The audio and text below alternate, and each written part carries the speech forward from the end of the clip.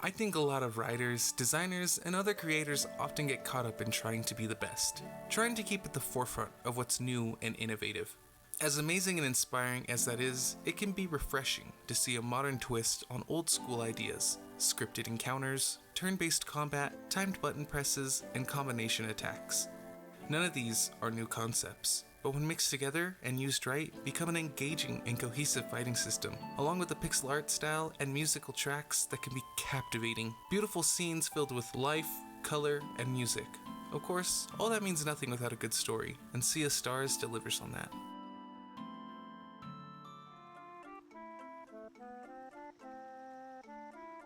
I never found combat to be boring, or something that I would actively avoid. Every fight felt like a puzzle I could either take time to solve or brute force my way through. You can initiate combat simply by walking into an enemy. While most encounters are scripted and cannot be repeated, some enemies will return to the field once you leave an area. Encounters are carried out in turns, which are displayed over the characters and enemies that haven't yet attacked that turn. This doesn't make combat any easier, as the game does its best to keep difficulty high by keeping your levels low. I personally finished the game at level 21, and while the game didn't feel impossibly hard, it was challenging at times. To add to that challenge, when an enemy is preparing a spell or skill, locks will appear over that opponent's sprite.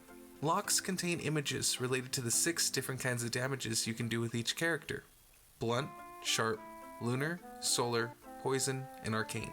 You must damage the enemies with the corresponding damage types before the timer runs out. Failing to do so will result in the spell or skill's activation. Oftentimes, I found this mechanic to be the one that gave me the hardest time. I would resort to Sere's Disorient attack to extend the amount of time I had to break a chain. However, more often than not, the enemy would spam spells with large chains till my combo gauge and mana were both depleted. Combos are powerful attacks and skills, combining 2 characters' abilities, which can range from simple team attacks to a barrage of strikes that do multiple types of damage. Lastly, every character eventually obtains an ultimate skill. These skills are only usable after the ultimate gauge is filled. They are extremely powerful. I really enjoyed combat, other than a few times when I swear the computer was trolling me.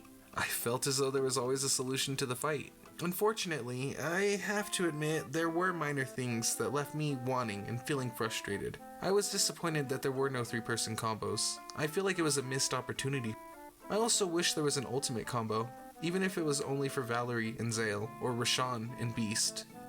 If combat is too hard or easy for you, then there are items that you can obtain called relics. They can be bought from various merchants, obtained from completing side quests or from chests. Relics have varying effects. Some change the difficulty of battle, others help you find items, some help you fish, while others help you perfect attack timings with visual aids, just to name a few.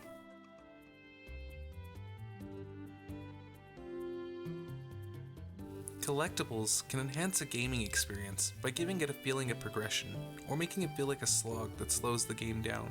While there are plenty of items to collect, most feel like a pleasant surprise that you either happen upon or receive as a reward. As you progress the story, you'll find recipes, fishing holes, question packs, music sheets, and rainbow conches.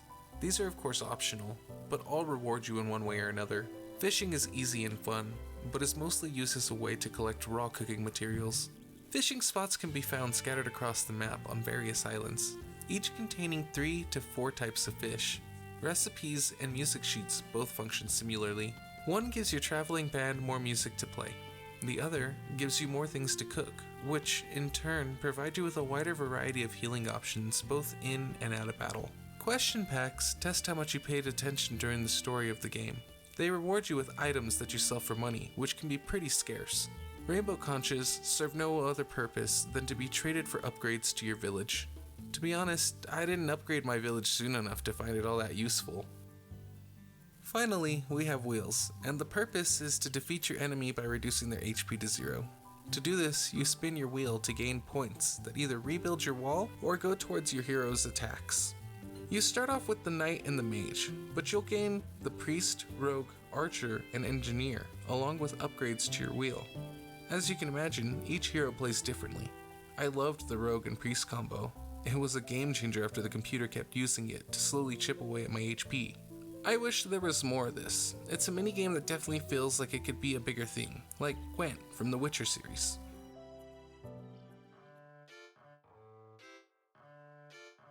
Pixel art may not be everyone's favorite style, but there's no denying the striking vibrance achieved through it. The seemingly simplistic style, along with bright, bold colors and scenes, really do a good job of capturing your attention.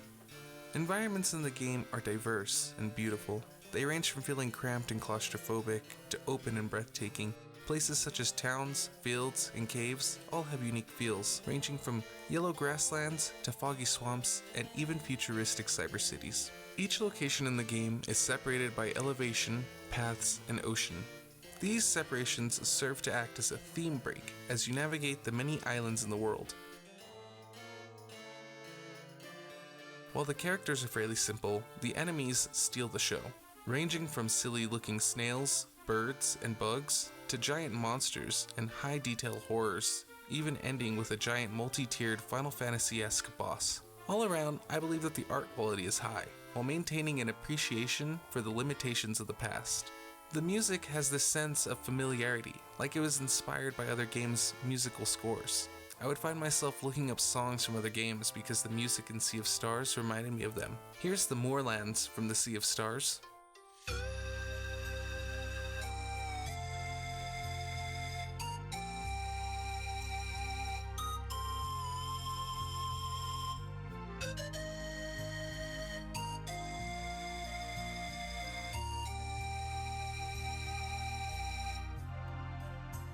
Here's Kakariko Village from The Legend of Zelda Twilight Princess.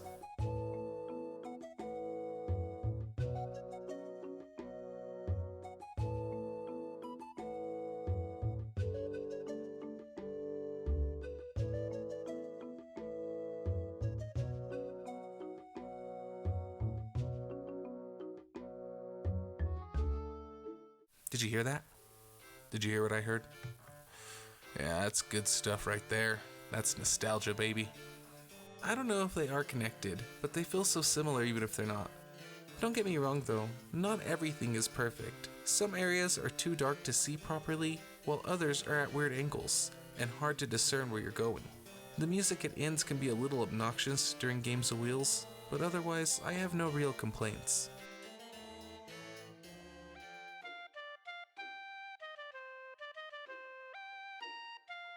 I usually have a hard time with coming-of-age stories. Most have slow starts that make it hard for me to continue. Luckily, Sea of Stars keeps its story brisk.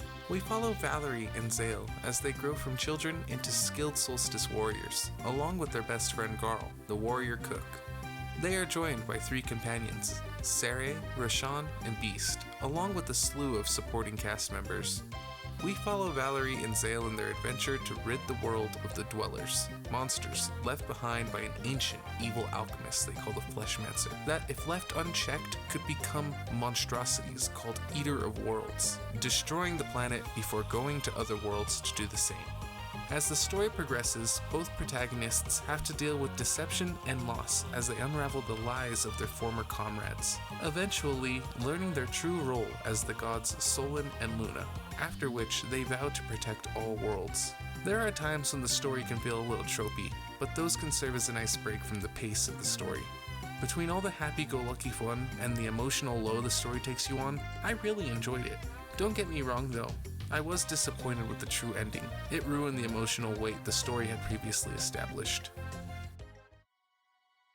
A lot of people might pass on Sea of Stars for its lack of voice acting or the old school mechanics and art style. However, in spite of all of that, I found the combat to be fun and engaging. The mechanics were implemented well, and the art for attacks was bright and colorful. The collectibles don't feel like they slow the pace of the game, while their rewards actually feel useful. Not only that, Sea of Stars also flaunts a beautiful world filled with lore, music that feels inspired by games past while setting the mood perfectly at times. All that wrapped up in a neat, brisk story with memorable characters. Even if it did leave me wanting more at times, I give Sea of Stars an 8 out of 10. It's not without its flaws, but those flaws give it character.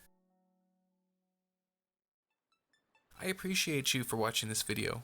If you'd like to see more content like this, then please consider subscribing to my Patreon, where I'll be posting videos a week in advance along with my artwork. You can also follow me on my other social media handles, which you'll find in the description below. Have a good one.